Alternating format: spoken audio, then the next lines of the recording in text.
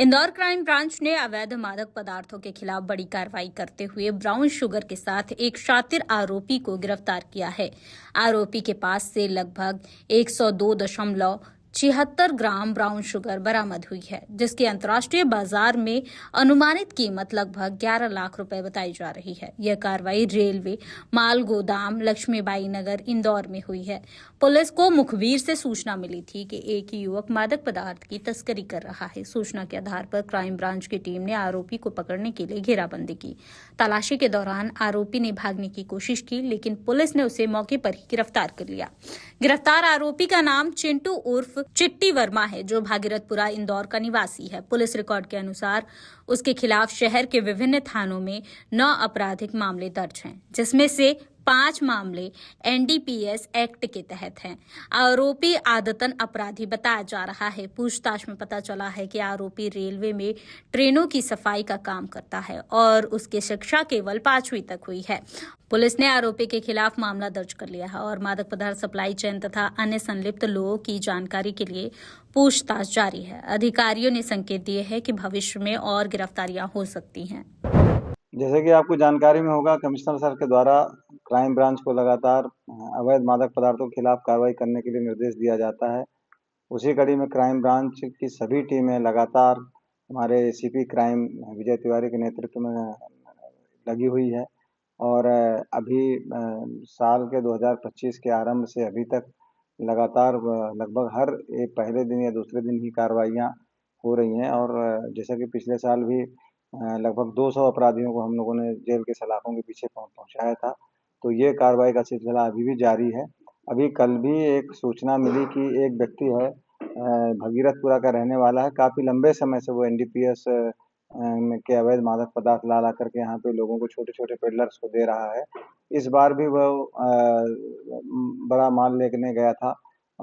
तो इसकी सूचना मिलने पर क्राइम ब्रांच की हमारी टीम ने ये एक रेलवे माल गोदाम लक्ष्मीबाई नगर इंदौर के पास में अपनी टीम को लगाया, विजय तिवारी साहब ने, एसआई अक्षय खड़िया के नेतृत्व में।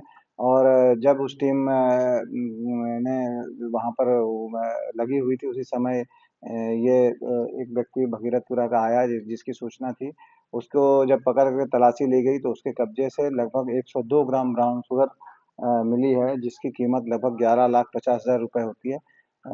जैसे ही ये ब्राउन शुगर मिली, तत्काल ही उसको कब्जे में किया गया और उसके मोबाइल को कब्जे में लिया गया और 8/21 एनडीपीएस एक्ट के तहत इसमें एफआईआर रजिस्टर की गई और अब उसके खिलाफ कार्रवाई की जा रही है। पकड़े हुए व्यक्ति का नाम जो भगीरथपुरा का है, उसका नाम चिंटू उर्फ चींटी है।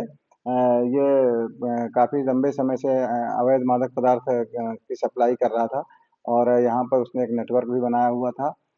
अभी तक जो हमने इसके क्राइम की लिस्ट देखी है, उसमें से 5 एनडीपीएस एक्ट के मामले हैं और कुछ एक्साइज एक्ट के भी मामले हैं। टोटल 9 मामले इसमें ऑलरेडी पंजीबद्ध हैं।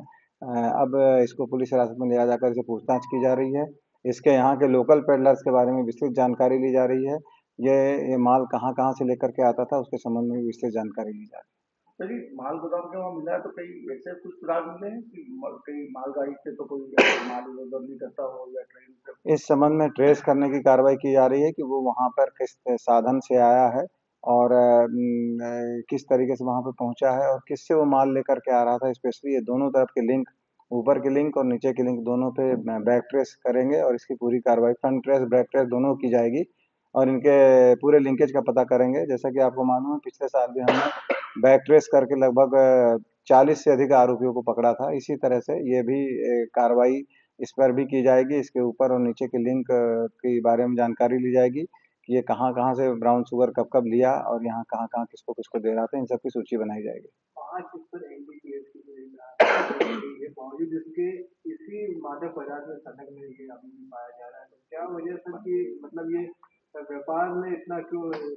इसमें जो 5 एनडीपीएस एक्ट की कार्रवाई हुई, इसमें 3 तो 8/27 एनडीपीएस एक्ट के हैं, जिसका मतलब होता है कि वह स्वयं ही इसका उपभोग कर रहा था और 2 एनडीपीएस एक्ट के जो कार्रवाइयाँ हैं वो मादक पदार्थों को का अवैध व्यापार करते समय पकड़ा गया है। निश्चित रूप से ये जेल में रहते हैं और जेल से छूटने के बाद फिर से इसी कार्य में लग जाते हैं।